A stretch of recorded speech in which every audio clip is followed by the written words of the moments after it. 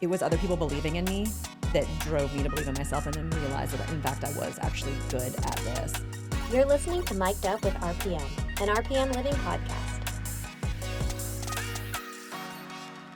Hey everybody, welcome to the RPM podcast. I am Tony Sousa, the Vice President of Marketing Relations. We're excited to have you here. We got a great show. We got some great people on the show today. We got a couple of ladies that we're gonna let them introduce themselves. And so thanks for tuning in. Ladies, thanks for joining us. Sure, thanks for having us. Yeah, So absolutely. tell us a little bit about who you are and what you do for RPM.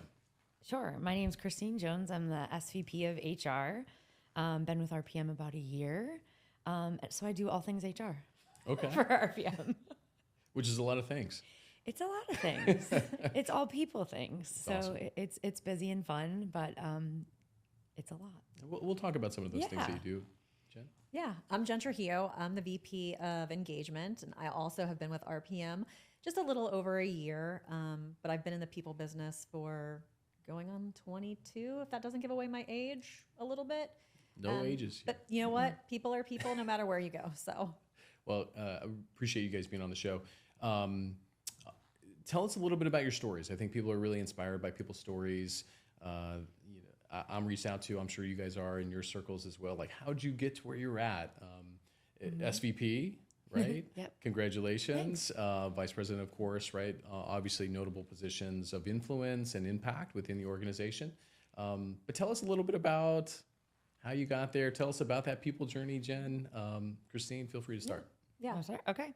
Well, I did not start in the people business. Okay. I got a degree in marketing, actually, with a minor in business, right? Because had to fall back on Yeah, something, well, your right? parents were like, you better get something. that's- 100%. It was kind of, at least they didn't push me to be a doctor because that wasn't happening. So I actually fell into the people business kind of quite naturally. I was doing marketing long time ago. I also won't say those years. Just a couple years ago. And I just was naturally drawn to building the team out. It's kind of where I started to realize what I was good at naturally and what I liked and enjoyed watching people grow, watching people teach them something and all of a sudden they're off and running. So I did marketing for a few years and then switched into the hospitality business. What'd you do in marketing? I worked for Red Bull. So what'd you do for Red Bull? So Okay. I did a lot of them. Can't just say Red Bull. and then I know. stop. So I don't know if anyone knows, or if you've seen them. It was called the Mobile Energy Team. And Were it you guys was in the car with, Yes. with the Red Bull on top? You got it. Mini coupes. Yes. Part of my job was Yes. to take them to get oil Promotional changes and stuff stuff. and- Oh yeah, and so I was in charge of that mobile energy team is what they call them. So those marketing. So we would write events to go to. I would work with kind of events all over. We do people know the. But that Flume wasn't Talk. when everybody knew what Red Bull was. No, right? I started with them about 7 years after they came into the United States. They started in California. So anyway, so I was. California's not a part of the United States. I know it does. But no, you I'm said trying to be before they inclusive. came to the United States, they started in California. Are they a European company? Yeah, they're actually from Austria. Oh, I didn't know that. So they started in California when they got to the United States. And then I was working out of the Atlanta, Southeast Florida market. So it was really kind of grassroots. Was it like a at the college time. summer job? Like, hey, you want to be on our promotional team? Yeah, the folks that worked for me were definitely college kids. Some turned out to be Olympic athletes. Some turned out to be pro athletes. Some turned out to be firefighters. One girl has a show on the Discovery Channel, and Well, she you're an fishes. athlete. You're an athlete yourself, right? I was. Not currently. I try to be, but I just, Remind me the sport of. I played field hockey Oh, that's right. for a long That's a time. legit sport. Like that's a tough. It was tough fun. sport. Yeah, I fell into it very. And you played high school, accident. college level? Yep, I played through college. I played in the Junior Olympics. I did this randomly. I was sleeping over a friend's house in 7th grade, and she went to try out for practice, and I had to go with her. So I just sat there, and they're like, "You should come out and try." You're pretty good. and so it sort of just happened. Wow. Naturally, I know we're way off topic about my. Yeah, I derailed you, and I'm sorry about That's that. okay. But so you got into marketing, and then you Got talked into us- marketing, and then I went into the HR space and I've been in hospitality, I've been in manufacturing, I've been in retail, And Jen leaned into it a little bit when she first started. Is the one thing about HR is people are people, no matter where you go. People problems are the same. Issues are the same. I shouldn't say issues, but like their concerns. Sure. At the end of the day, it's about people, and then you adapt to the business that you're in. So it's been kind of a fun journey because you can go back and forth between industries. But I'll say to get to the spot I'm in today took patience. Took being a little humble. You have to be able to be willing to learn. If you're not good at receiving feedback, it's really tough to grow in almost any industry. So sometimes my journey was stalled out a bit because I may or may not have been a little stubborn, or maybe still are stubborn. But you do have to look at those moments for growth to get there. And I think you never learn anything when you get everything you want and go for everything you want. So the pivotal moments for me were the times that weren't working out or when I didn't get what I was really going for. Couldn't have told me then, right? But looking back, that's truly where I learned the most. I think that's probably where we all learn the most. Yep. Yeah. Interesting story. I want to actually come back to both of you and talk, because Sure. you've only been in multifamily about a year, give or take, right? So Jen, tell us a little bit about your people story. So mine, I don't think was nearly as adventurous. Olympic athlete, maybe? No athletics. Though I was voted most spirit of my senior class in high school. Well, I believe that. Noted. Woo. I will be honest and just say that I kind of stumbled on all of this by accident. There was no grand architecture in any of the steps that I made. From the point of where I started to work to where I am today. I was in college and I was having a really good time. Yeah. Probably maybe a bit too good of a time? like very expensive good time as you were paying back student loans. Nice. And I realized at one point in time that I was like, geez, I'm spending a lot of money just to hang out with my friends and, not go to class the next day. So in my ultimate wisdom, took a little bit of time away from school. And in order to do that, though, my mom insisted that I was to be working. I was like 19 or 20 years old at the time, so it was fair. Right. You were an adult at that point. Yeah. And so I had done like the traditional high school, careers. Like I worked at a convenience store. I was a lifeguard. I did cater waitering, like all of those things, right? As like your first job. And I stumbled into retail, which is where I spent a lot of time, niche retail, but it was still retail, by accident, by applying for a job whenever I was desperately looking for one. And when mom said you have to get a job. They gave me a call, and it was Pearl Vision back in 1999. So again, you can do that math. You can figure out my age. It was truly just to bide time. Like I never thought it was going to be anything that did anything for me.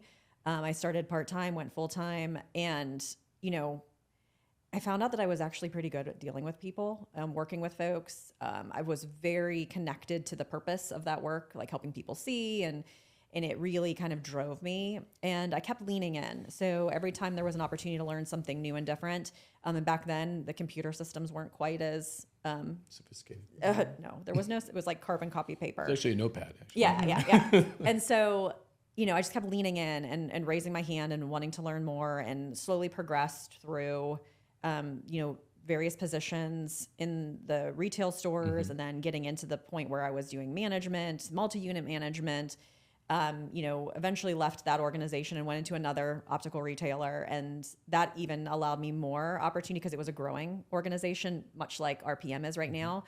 So it afforded me a lot of opportunities that I wouldn't have necessarily gotten in a really established corporate environment.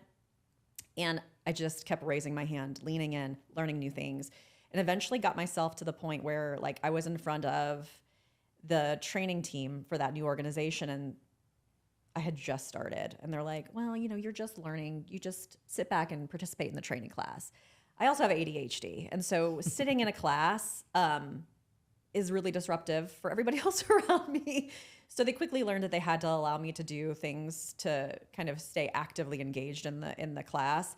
And as I continued to have those opportunities, I became a full-fledged trainer, was traveling around the company, opening up new markets, landed myself at their corporate headquarters, then got into communications, got into engagement and culture. 2020 happened.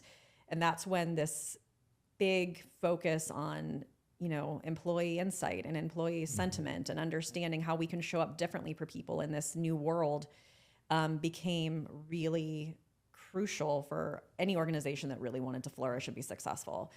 And again, raised my hand and was given that opportunity. I never did go back and fully finish my formal degree. Just continued to kind of learn as I went. Never stopped learning and still have not today, but never really finished the formal piece. I tried a couple of times, but learned that real world doesn't necessarily meet academia in the exact same space. And so that was my big struggle. And I was like, if I'm putting my energy into the theoretical aspects of leadership, I'd rather actually put my energy into the everyday application of it and helping people. So do you think, I'll just unpack that a little bit. Do you think not getting your formal education has provided some motivation or a chip or something of that sort? Yes, 100%. Imposter syndrome is real. It has been something that I have, vocally and silently dealt with over the course of my career and likely will continue to, because it's just something that you carry around. My husband asked me the question, he's like, well, now that you've gotten this position, do you start to feel secure? Now that you've gotten this position, do you start to feel secure? And I'm like, I trust in what I know and what I can do and because my passion is people. But there's always just that little piece that's there. Well, but it does push me to work harder, for sure. I think it's really interesting what you say, because I think, we talked about that, I think, pre-show, right? There's a lot of people that talk to you in your circles that are on the come up, right? They're coming up in their careers, and your husband, right? Not that he's on the come up on his career, but he's asking you, do you feel comfortable now that you got to this point an important title, right? Does that mean you know everything about everything? And I think for those listening, I think this is a really important point to say, well, how do I get to where Christine's at, or how do I get to where Jen's at? How do I get Tony? How do I get on a podcast, right? Ultimately, I think we're often, as professionals, regardless of title or not, you're thrust into new experiences, and you have to trust your experience, trust yourself, and lean in. You mentioned a couple of times, and in doing that, you'll make mistakes, but being okay with mistakes, of course, and as you mentioned, that's where you learn the most, is through mistakes at adversity. You both mentioned something I thought in common, is that you learned that you were good at it. And I think it was the people part, which makes a lot of sense of what you do today. Christine, can you sort of talk about when that happened, maybe when that epiphany happened, and what were you good at? I think I know. Maybe I don't. This is where the humility part comes in. Is this the podcast after hours? No, it is. So I think what I find, and I'll tell you about myself, but I also think it comes true when people struggle with like, what am I good at and what am I bad at? I'm like, go ask the people in your personal life, because your professional life, it's the same things you're going to be good at and the same things you're continuing to try to work on. So if you're stubborn at work and you're stubborn at home, right? And so for me, my epiphany wasn't until probably I got with Red Bull, right? That I was like, I went in marketing and I'm like, I want to do all these marketing, whatever. And then I found myself, reason why I came back day after day was not because I got to go to the cool events. I mean, it was great, but Jen would have enjoyed them. Yeah, no, like I loved the cool events. I loved the swag. I loved all that, but it was the relationships that I was building, and then like watching like under my leadership. And at the time that's a really big word to use, because I would say management other than leadership at that time, because it was learning. And so I think that moment kind of clicked that I liked it. And then I would go home, and I actually was sitting at my parents' house visiting, and I kind of was telling my mom, she's like, how's the new job? I was telling her, and I said, yeah, I just kind of like the people. She goes, well, yeah. She's like, that's what you've been all your life. And I said, well, what do you mean? And then I looked back and I was like, oh, I was the one who knew everyone's secrets, right? Like so everyone confided in you. Yeah, I knew everyone's secrets, including sister, brother, Mom, right? Dad. And then when I was, my first job when I was 16, I worked at TJ Maxx. I was 16 years old, and it's a great discount. Oh my God, still, I miss it sometimes.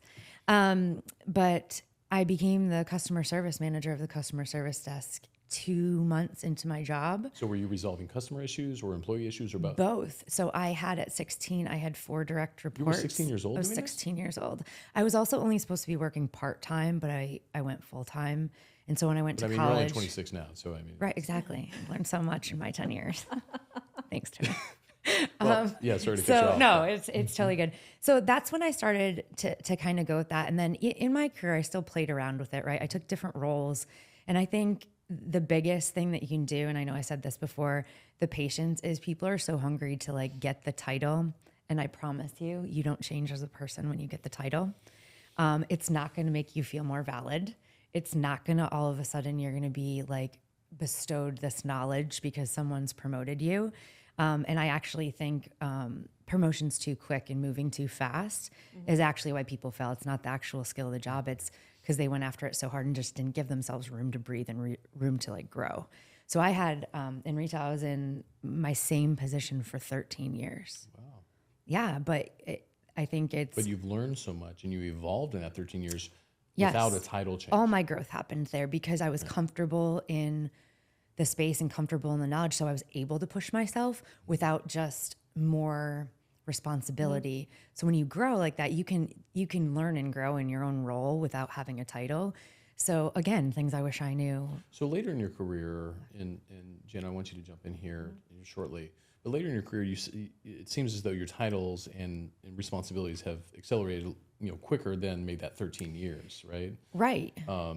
So were you naturally very patient? Were you very ambitious, or was that it was a comfortable zone and you were doing well and felt like you were growing? I think in the moment I didn't feel patient. I can empathize very well with people that come to me and are like, I've been doing this for 3 years. And in my head, I'm like, you've only been doing it 3 years.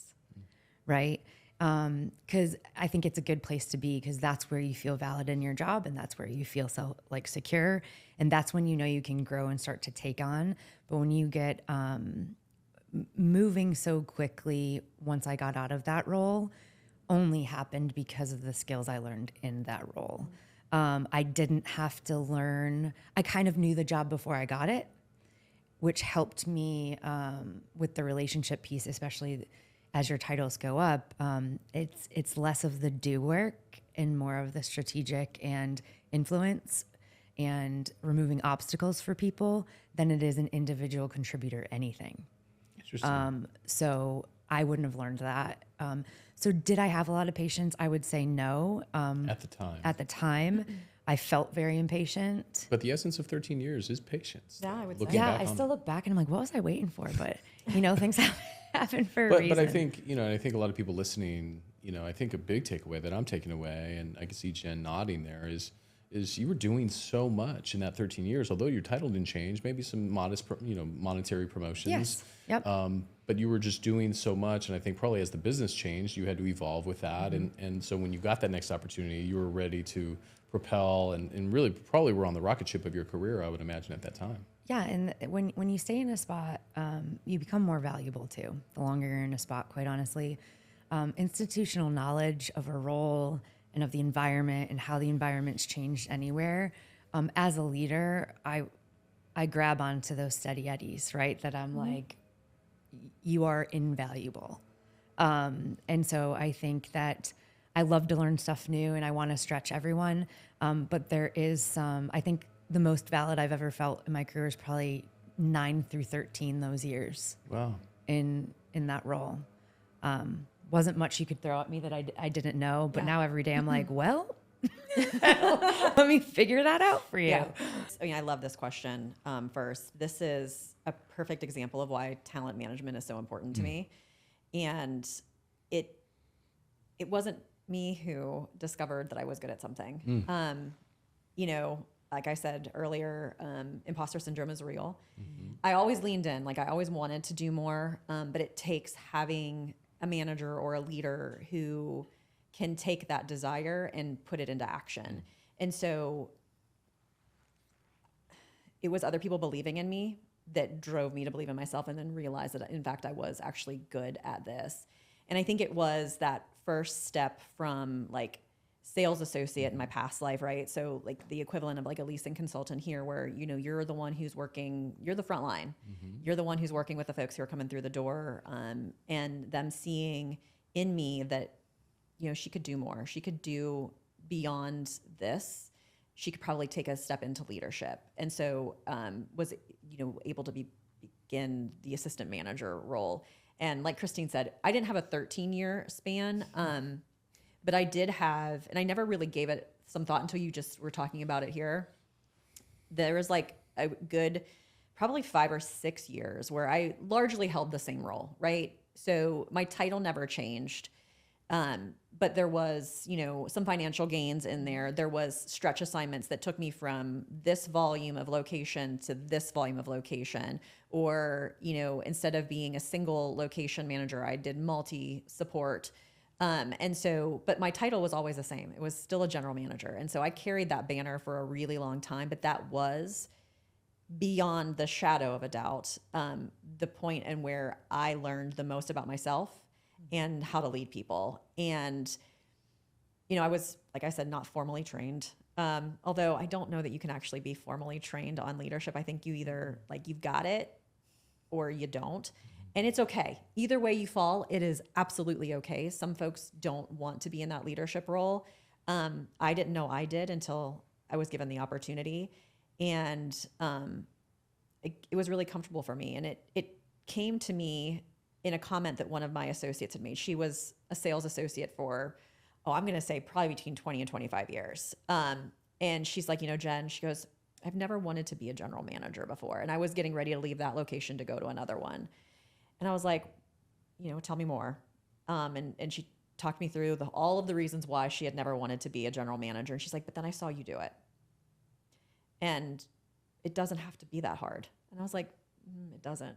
You hire really smart people that are smarter than you, and surround yourself with those folks. And really, the potential is untapped. So you touched on something that I hear often is I'm doing the job of my manager, and it really frustrates me. And it's not something I hear within RPM, but it's just within the industry. Oh, yeah. Really, I think cross industries Yes. at the end of the day. I'm doing my manager's job because they, you know, whatever, right? I think they're lazy, or they're going shopping for their lunch break, Yeah. or they just don't know their job, or they're just having me do it all. Can you speak to those that maybe are listening that maybe are doing a lot of maybe their manager's job? On the sort of half glass full perspective of that, because I think you guys both have that. I know I do. That's frankly where I learned a lot about the next position, and I think you guys probably did too. Yeah, for sure. And I look at it kind of like as a two-pronged conversation, right? So certainly I want to talk to those folks who are feeling like a little beaten down and feel like they're doing the job of their manager. You know, they absolutely may be. And it could be for all of the reasons that they're saying. But even in that instance, take that opportunity as a gift, because you are learning so much, and the opportunity for that recognition and reward will come. Obviously, you have to be your own advocate as well. Like, no one's going to advocate for you as well as you will. So speak up, share those concerns, share your thoughts, share what you've learned and how you would maybe make some changes. And I think that opportunity can be so rewarding in the long run. I would never want to have someone sitting in a situation where they feel like that is their constant state. And so for this, I would want to talk to the manager, right? And it comes down to clear lines of communication, right? If I'm going to ask Tony to do something that traditionally would be within my scope of responsibility, I want to explain to you why, how I'm going to support you, how it's going to benefit you, what is it preparing you for, versus it coming across and feeling like it's beneath me or I'm too busy doing something else.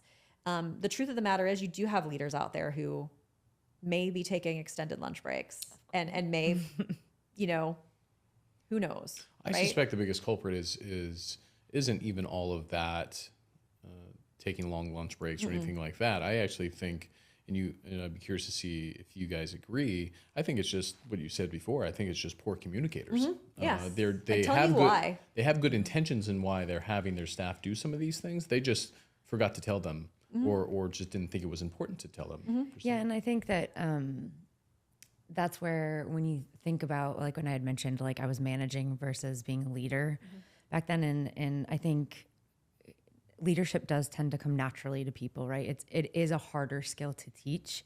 It's not that it can't be done. So when you see managers like, oh, I'm a first time, have a direct report, it's the clear communication and clear vision that usually they're missing. But the biggest thing that I tell people that can switch you from one spot to the other is tell your team why. Yeah. I still to this day, my team will probably tell you I'm pretty transparent. There's no secrets. RPM's not my company, right? This is our problems to solve. And the more— Meaning you don't own RPM, right? Is what you're communicating. Yes, exactly. Right. Like, meaning we're gonna solve this together. There's no secrets. I mean, obviously, when it comes to some of the situations we deal with in HR, obviously we won't. But there's no reason I can't pull Jen and some of her peers in and say, hey, what do you guys think about this? What do you? And here's why I'm asking you, right? Because then you set up the tone for what you're looking for. You invite everyone into the conversation. And I have yet to have a time where a brainstorming session hasn't been better than a time I tried to do it myself.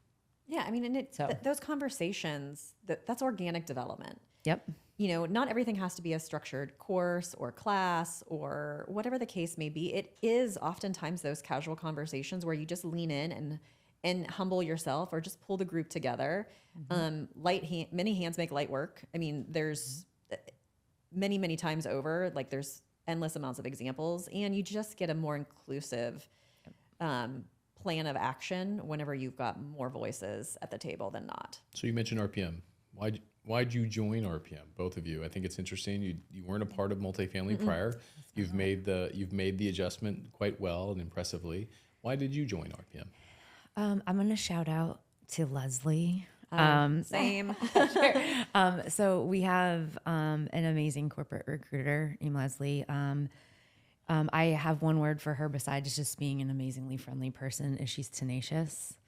And she reached out to me, and I literally was sitting on the couch probably after 7 times she had, very appropriately, like it was on a Saturday morning, and it just caught me. I was like, this lady is relentless and I love it. Right. So I literally pinged her back, 'cause she pinged me on a Saturday.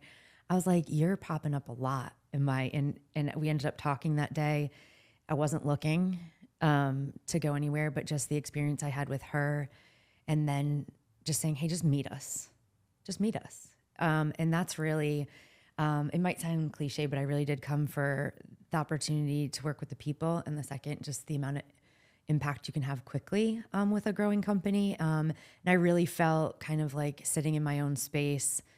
I was at the point where I think I could take my learnings, and I'm like, I think I could help move this forward, right? Next level. But the casual, so I joke with my team a lot that we need t-shirts that say not typical HR. And so we also, when we do interviews, a lot of it's personality for us too. It's like, obviously skills are important, but it's, can you be the human side of human resources, right? Mm-hmm. So when our value says be a good human, it's kind of like what you learn in kindergarten, right? It's important. But for some reason we lose it along the way. Yeah. So it's such a simple concept, and it's probably my favorite core value, because no matter what we do, at the end of the day, were we good to the people? Were we good to everyone involved? And usually poor decisions in an HR space are because we weren't being a good human. And not necessarily business mistakes, right? And operational skill Leslie's favorite value was be relentless. Yeah, relentlessly seek solutions. Right. So yeah, she's great, and I I'll give it over to Jen, because I'm pretty sure she recruited you as well. Yeah, she did. Yeah. Shout out to Leslie. I was passively looking. I wasn't working. I had taken a year-ish off from work, largely just because I was burnt out. I mean, in full transparency, I was working in internal and corporate communication, so both the inside and outside, for an organization that was deemed essential during all of the pandemic, and we were a highly transparent group. So my communications calendar went from, pretty predictable to 24/7. Like, it was like we were the news, and it was the right thing to do for the people at the time. Hands down, would not go back and change any of it. But at the end of that, I was just I was burnout, and honestly, during that time, like most other organizations as well, we were frozen from travel. And so the thing that has always fueled me is where I grew up, and that was on site in the stores, wherever, like front lines, and they've always fueled me. And so I couldn't get out there to reconnect and reignite myself. And so it just felt like the right time to just kind of pause and take a step away. I was very ambitious at thinking that I could be a stay-at-home mom, and huge applause to those who do and can. So much respect. It's not that I don't love my kids, because I do. I love them with every fiber of my being, but I'm a better mom when I can separate myself and go out and do things for myself and be productive in a career, and come home and be able to compartmentalize that experience at home. And so I was passively looking, and Leslie popped up into my my LinkedIn Messenger. I think that's what it's called on LinkedIn. Is that what happens? And so She slid into your DMs. she slid into my DMs. Very smooth, that Leslie Hatcher. All of our corporate recruiters are fantastic. She just happened to be the one. Like at that point in time, we only really had one. one. It was so probably she was on her, it. in her queue that she had We to- have many now, and you're all amazing. She was, I wouldn't call her tenacious with me, although she is. It was really just this right opportunity. It was very serendipitous. The job description for the role that I took when I joined RPM felt as if it was written for me without knowing me. A lot of the strengths and the passion that I had at my previous company were contained within that job description. And so when I read it, it just really connected with me. And then through the interview process, meeting with recruiting team, meeting with the HR leadership group, and then finally actually getting to sit down and talk with Chad and Jason really was that defining moment for me, because I was going through final interviews with several other organizations, all comparable positions from a pay scale, all of those things. And one of my favorite questions, and I've seen Jason ask it in all the interviews that I've participated in with him in the room, and it's, why RPM? Because he asks that question. And in that moment in time, through all of the interviews and the conversations that I had, this is a real trendy role. Engagement is newer. It's kind of hip. If it's done well, it generally starts to phase itself out over the course of like 5 to 6 years, not because it's not important, but because it becomes so integrated into who the organization is that it's part of their DNA. It's not a separate piece. And RPM, above all the others, felt as if they were ready to take the steps to be able to start to create that integration between caring for the people as a joint responsibility versus an isolated department responsibility. We are a leader-led organization. No one person owns the majority of our performance, and certainly employee engagement, the culture of the organization, our, diversity, equity, inclusion, and belonging initiatives. Like, no one group can own those things. And I thought, beyond all of the other folks that I was talking to, that RPM got that. And it was really that conversation with Jason and Chad that kind of sealed the deal for me. Like, they're good closers. So on the heels of that, very well said, Jen. What is the true culture of RPM? As you know it, maybe as RPM wants to grow it and become, you guys are very close to that environment. You play a big role in helping create that as well. So Christine, I'll start with you, and Jen, I'd love to get your thoughts. Sure. I think the culture at RPM is really, I'll go back to my favorite core value, right? Is the human part of it, right? It's very people oriented. And that means a lot of different things, right?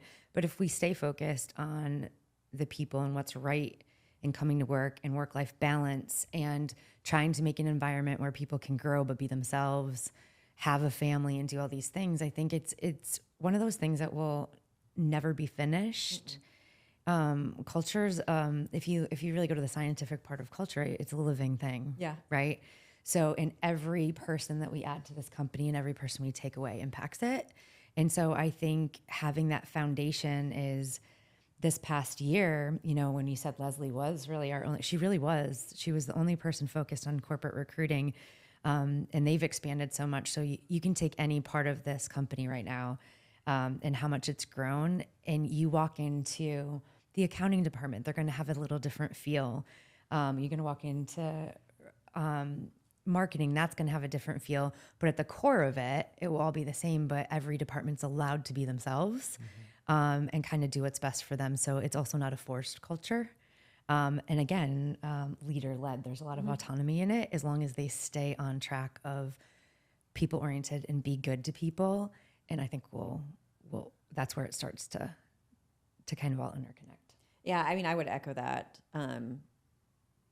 almost verbatim. It really does come down to people. We're a giant patchwork quilt, and it truly does come down to every decision from who we hire, who we let go, or who we promote to resident, to how a communication is drafted, to the type of clients that we join partnership with. Like every piece, every decision that we make or don't make, it does contribute to the culture of the organization, but we are people first.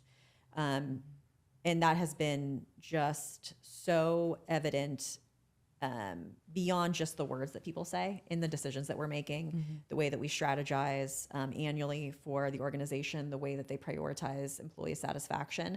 Are we always going to make the right step? No. We're human.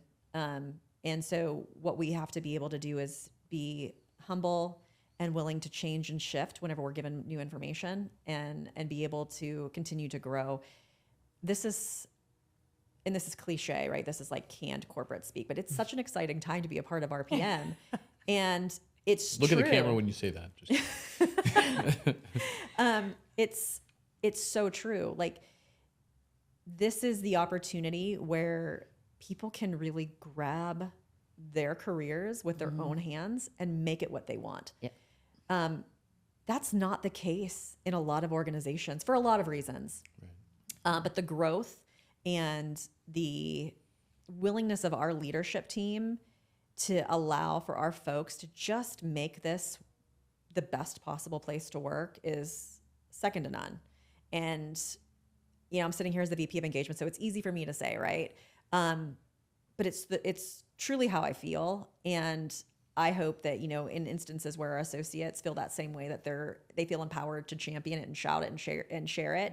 And where they don't, that they can have comfortable conversations so that we can understand what we need to do differently to make them feel more included, more represented, whatever the case may be. So you mentioned the empowerment word, the E word. Let's talk a little bit about the other E word, engagement. A lot of what you do, Jen. Yeah. I think there's still, out there in the industries, I still think there's some questions about what does that department do? Yeah. Cookies and swag. No, I'm just cookies kidding. and swag. That's it. Simplify it.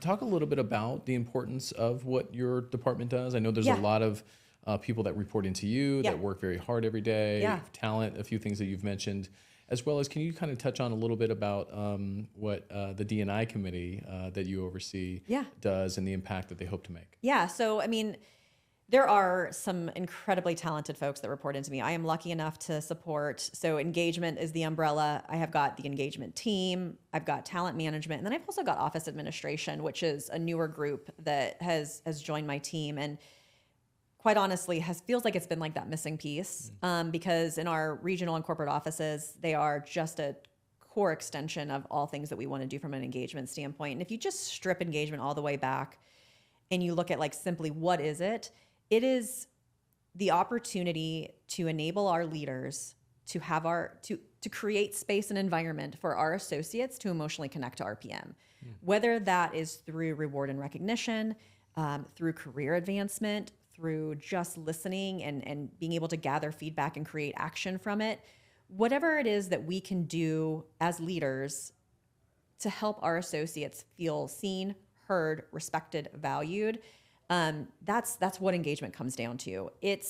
There's a department, but it's not owned by us. The employee satisfaction score that we talk about on an annual basis whenever we do the great big survey and then follow up throughout the course of the year, like that's not an engagement KPI. It's an indicator of how we're showing up for our folks.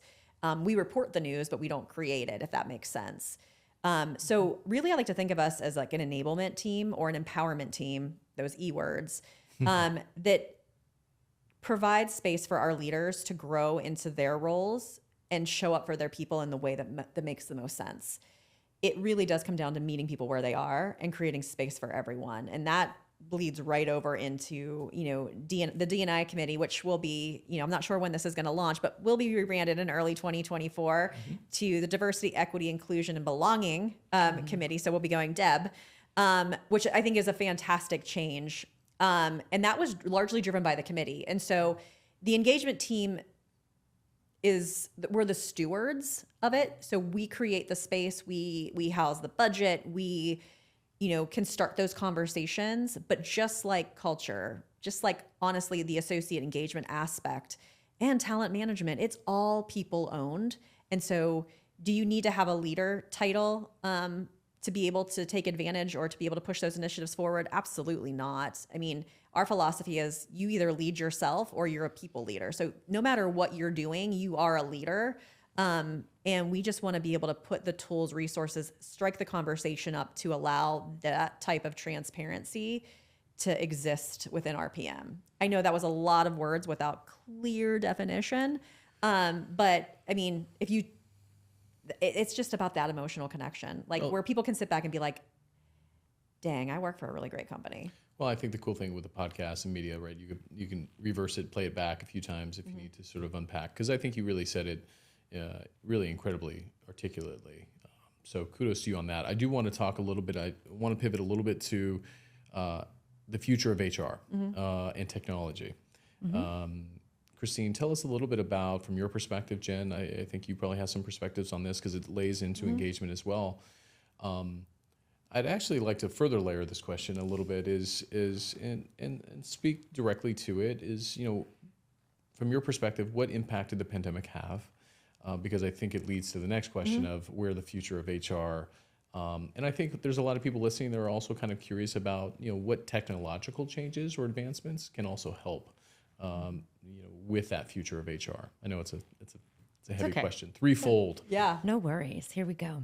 So I think the pandemic, just shifted the focus from mostly business to mostly people. I think in every industry that happened, internal communication in companies became more important. I think when you talk about culture and engagement, you can't have culture without engagement. You can't have retention without engagement. And so when I think about those things, that is what, Jen called it trendy and new, but I think the pandemic had a lot to do with that because it turned out not to be like, please pick me, but more like the candidate saying, why should I come? Right. And that's been, I think, the biggest switch in when we talk about retention, talent acquisition. Folks will not have a job because they don't like the company, right? And they don't like the culture and they don't know what you offer. And I think you rewind to 2019 or even February of 2020, and that just was not the case. Right. So I think when I think about technology in HR, there'll always be a human aspect where you want the conversation, right? But what the technology moving forward with what we do, and it streamlines the processes, allows for the conversation more. Because if you streamline process and you have more of an interactive, literally anything from, we started video interviews, right? So that helps get someone's Zoom personality. interview was not a thing in 2019. No, right? but when we do video interviews, you can actually apply for leasing associate and with a set of questions and answer on camera. And you're allowed to portray your personality, right? It makes that connection very quickly. But when I think about technology, and I know that we talk about HR and a lot of folks are like, oh, well, it's we get in trouble, or HR came here because we broke a policy. But there's a whole lot that goes into HR, like the talent management and your own development, the support and resources that we have. Then our hidden folks behind the scenes that you don't realize that make your life easier. And the more technology you have, the better, like payroll. They're not this super exciting topic to talk about, but they're amazing. But the thing is, the most important thing, everyone wants to be paid. So I'm so the payroll team, make them your friends, right? And so, when you think about technology, that getting better, right? So it's all these things to help make, your time at RPM smoother. Because the most important thing is nobody wants to go to work and not get paid, right? And then the smoother we can make talent acquisition platforms, the easier it is to get a job, the faster it is to get a job, right? And then employee processes. So I say we because Jen's sitting up on this couch with me, so I'm going to promise everyone with her here, is that we're looking at, like, when you're talking about annual review, we don't want 2 hours of conversation. We don't want 10 questions, right? So making these processes and using technology to make sure that conversations are happening every day, log them so it's not an antiquated process anymore. So I don't know if I hit all 3 folds of the question there. You did a pretty good job, I would say. But that's what I would have to say. And I think AI is the other thing that I think that. Well, that's not that I was alluding to it, but it's a big topic in the world. It is. And so here's what I'll say. And it's a very hot topic of where do you allow it? Where do you not? Because I still think part of diversity is diversity of thought. And if everyone's using AI, you lose that a bit. Am I supportive in like it generating an idea for you? And like, sure, like why not? Like think of things, kind of like get your juices flowing, if you will, in your brain, right? But I still think part of, I think the new challenge for any company, let alone just in HR, is making sure we're seeing the person and not the AI if they do use it. But I think there's this time and a place for it. Just look for an extra finger. That's usually a giveaway on the AI caricature. Yeah. Thank you for touching on the AI. Yeah, part, it's a huge topic. There are a topic. lot of people that are curious about how that's going to play into all industries. HR is obviously a facet of all industries as well. Jen, where do you see the future? Obviously, feel free to address the pandemic, because I think that was a big pivotal part of your career. It was. It really was. This role, I think organically organizations were like kind of stumbling along pre-pandemic. But the pandemic really, so we had the pandemic, but we also were starting to have a generational shift in the workforce. And so as we continue to have these generational shifts, prioritization, I will not call it work ethic, because I believe that the work ethic across the board is stellar. It's just a different approach to work. Sure. And so like Christine said, you're no longer interviewing for the job saying, pick me. It's like, why should I pick you? And I feel like, quite honestly, it has enabled a high degree of empathy from organizations who are doing it well. And so those leaders are stepping up, and I'm talking at the utmost senior levels, saying, what do we need to do differently to reach people where they are? Not every organization can go full remote workforce. Not every organization can go full in-office workforce. Like there is this delicate line of how we show up for folks, and allow them to have the space, the time to create work-life balance. Because I think if nothing else from the pandemic, that work-life balance thread has pulled through so strongly across the board. It's not a negotiable anymore. It's not a nice to have. It's a necessity. We taxed ourselves so greatly with the kind of being locked in at home for all of those months that mental health, focus, care, resources is through the roof. If you're sitting here thinking, I don't know anything about that for RPM, let us know. Because we have a tremendous partner and resources available to support the mental health of our associates, as well as a lot of other benefits too. But from a pandemic standpoint, I think, meeting people where they are, where you can. Our on-site teams physically need to be on site. Like you can't service an apartment if you're not physically there to fix it. And you can't welcome those folks in through the door and hear their concerns if you're not physically there. There are departments in our corporate and regional offices that are best served whenever they're in the seat. And then there's others who maybe not, depending on the workday, right? Could be Wednesday, Thursday, they're not there, who knows? But I think it's just really being open to that flexibility, that high degree of empathy, not sympathy, but empathy. And just really knowing that it's not just about the work schedule. It's not just about the hours. It's also about when can I unplug? When can I decompress? Yeah, it's interesting you said that. I saw a poll actually on LinkedIn recently from somebody who can garner a lot of votes. I think 8,000 votes of how important is work-life balance to you.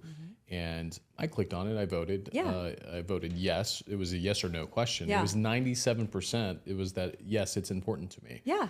So it's conclusive that it's important to virtually everybody. And it's so personal, right? My work-life balance may look very different than your work-life balance. Like, I am a true introvert. Like, all day long, I'll do what I have to do and put myself out there. But like, the way that I recharge is like, I almost cocoon. Like, it's like, I just, like a potato bug, just fold up and recharge. From the stories I've heard, like literally, Jen. Right? Like just potato bug and Wrap a then toasty come back blanket out and- the next day and ready to go. And so if you are, introverted or extroverted, like your work-life balance is going to look different. And so it's not a one-size-fits-all approach either. So like, to create an organizational policy on a personal experience just doesn't make sense either. And I know a lot of times people are, and it's natural, right? It's human nature to want to see like, what's the policy, what's the process, what's the framework for what I'm asking for. And, in all honesty, that's not necessarily going to exist as we continue to move forward with this workforce. Like, we've got to be fluid and flexible and make the best possible judgments that we can with the leadership that we've got in place. Yeah, well said. So if somebody wants to join RPM, maybe they want to be a part of the HR division. How would you tell someone listening, what's the best way to be a part of what RPM's doing, work at RPM? Any advice on HR division as they grow their HR careers as well, Christine? Sure. I mean, we're always up to date on our website what we're hiring for. And I think www.rpm. yeah, and there we have a text too. And Yeah. Missy is going to Yeah. be very upset because I can't remember the text number. It's okay. It's okay. We can drop it on we can edit it we'll into the drop bottom of it the on, screen, like- right? Down here, you'll see the number to text. So really, kind of the question is, obviously they can go to the portal and the website and see Yes. the most current openings. Our team does an amazing job of updating that in Yes. real time. But I think for me, so if the question really is, what do we look for and how do you become a part of an HR team that's kind of molding a very fast growing associate population is honestly, it's I said not typical HR, and I mean that because you have to be fluid and pivot and be agile. So if change isn't good with you, probably not the space for you. If we like solid routines that are going to be the same in 2 months for you, probably not the space for you. So people that really are fast paced can relate to people and really can kind of laugh at themselves a bit. Feedback, got to be able to take feedback because we give it to everyone, right? But also very collaborative. And I say that also sounds like corporate jargon. Yeah. But we are not driven by titles and who comes up with the idea. Best idea wins. So it is very someone who wants to be in a collaborative environment, even though they're spread out over the country. So lots of talk, lots of conversation with each other, but also willing to work in the gray very often. You got to thrive on that. Yeah. That's probably a whole nother podcast. Yep. Maybe it's the name gray. of the after hours, Yeah. working Yeah. in the gray. Working in the Yep. gray. If I was going to speak to our internal audience specifically, I would, if you want to grow your career at RPM and you're like, what about me? I see all of these posts on LinkedIn. Folks are getting promoted, which we see, we hear, we get that feedback from the various surveys that we do. We understand that we need to create very visible career pathing. But again, it's not a one size fits all, right? Like I started out in operations, and here I sit. There's no clear cut path, but this is why talent management is so important to me. It is unequivocally our responsibility to create space for folks to grow and thrive. That is our leadership responsibility. And as I mentioned earlier, we are all leaders, whether we're a leader of self or a leader of others. And for our associates who are like, sitting back and they're like, well, I'm just a leader of self. What can I do? Lean in, raise your hand, ask for the stretch assignments. It may feel a little icky if you don't get the why, but then ask why. Don't settle for just mediocrity. And I'm not saying that any one position is, because it's not. Every single role within this organization is so crucial for our success. And those who do whatever that role is incredibly well with passion are going to be wildly successful. If you want to grow, go get it. We're here for it. We're creating the path. We are going to pave the way and show you how it's there, how to climb. But in order to move an entire organization in that direction, it takes time. And I don't want to lose anyone in the meantime. Like I want folks to be able to raise their hand, ask for help, ask for guidance, share the desire to grow, and then be willing to hear the feedback when it's not quite your time. Because Christine said promoting somebody too soon is the biggest thing that can hold somebody actually back long term. And so take the feedback, build, grow, and just be tenacious at getting to where you want to go, because you're the only person who controls that. Yeah, and to kind of echo off of that is when you grow in a company, especially in RPM right now, we are moving fast, right? There's constantly new opportunities. Constantly. But it is how you put yourself forward and say, I want to do these things, and how you present yourself and say, do we take it as a learning lesson and grow, or do we get really upset? And, because how you react to things also plays a huge role. But there is, I can promise one thing, that not often do people just get tapped and say, you're moving up now, right? Like I've never been promoted. There's no anointment without, no, I've never been promoted without self-promotion. Yes. Right. And so, and I think that's just important to know as you start, is I think a lot of people that I hear too is like, well, they asked so-and-so. I was like, well, they probably didn't ask them. This person probably offered a lot of things, right?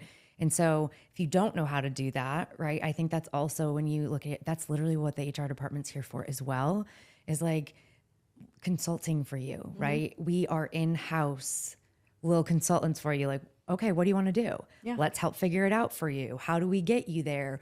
I don't know how to talk to my manager about that. Well, let us help you. We can get through that, right? And so I think it's also, and I'll put a plug for us in here, is like learning how to utilize your HR department can be super beneficial. So if you don't know how, reach out and say, hey, Christine, I want to utilize your team, but I don't know how. That feels like a whole spin-off episode here. Yeah. How to utilize your HR team. Well, I don't want to cut it short by any means, but I just want to thank both of you for being as authentic and generous with your time and thoughts. I know both of you very well, and I'm very proud of you guys for your willingness to be super raw on with cameras and a microphone. That's not normal for your day job. So, so I appreciate that. I know our team does, and I'm sure everybody listening and watching does as well. So we're going to do something a little fun to end it, okay? So I'm going to give you a couple of different options, a little this or that, okay? I don't want you to overly think about it. You guys are smart. You guys are thinkers. I need that gut response, okay? No pressure. All right, you guys ready? Hold on. Okay, get ready, Christine. I'm ready. And is it individually or together? Are we shouting it out? You don't have to raise your hand. What are the rules? We're already overthinking We need this, rules. but you could just say it as it comes into your mind and heart, okay? Netflix or Hulu? Netflix. Books or podcasts? Books. Podcast. Call or That's the Britney text? Spears memoir. Text. Call or text? Text. Okay. I know what generation you came from. Tattoos or piercings? Tattoos. Beer or wine? Wait, I'm sorry, I missed that. Beer Beer or or wine? Wine. All the way. Vodka? No, I would go beer, probably. Skinny jeans or mom jeans? Skinny. jeans.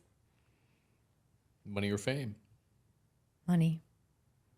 Because money can come with fame, right, Jen? Yeah. Is what she's, yeah. I'm thinking, is it fame like What for the comes first? positive or fame for the negative? Infamous. I'll take Infamous. fame. Coffee or tea? Coffee. Coffee. Comedy or drama? Drama. Comedy. Drama? Drama. Comedy. I can see that. Well, guys, again, I just want to say thanks. Thanks for joining us today. Thanks for having some fun with us on the RPM podcast. For those watching and listening, thanks for joining us on the RPM podcast. Again, I'm Tony Sousa, the VP of Marketing Relations. We had a great time, and we're excited for you to be able to hear this podcast a little bit of everywhere where you listen to your podcast. Thanks for joining us. Thanks for listening to Mic'd Up with RPM. Be sure to follow and subscribe to be notified of our future episodes.